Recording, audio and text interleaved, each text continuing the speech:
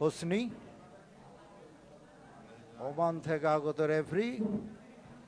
বাংলাদেশ দলের কমল 18 নম্বর জার্সি পরিহিত খেলোয়াড়, তিনি মাঠে প্রবেশ করবেন এবং substitution for Bangladesh jersey number 18 Zahid Abdul Baker Majumder কমল ইন, বাইরে চলে গেলেন। Jersey number 10 Mohammad. দেখুন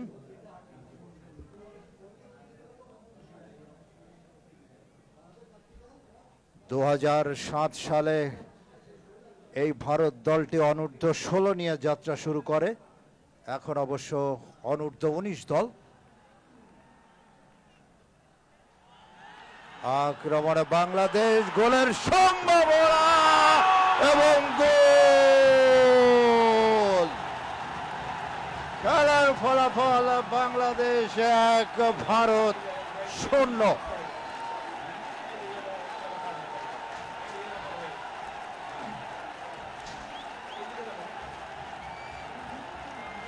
দর্শকদের উল্লাস ধ্বনি আপনারা দেখতে পেলেন।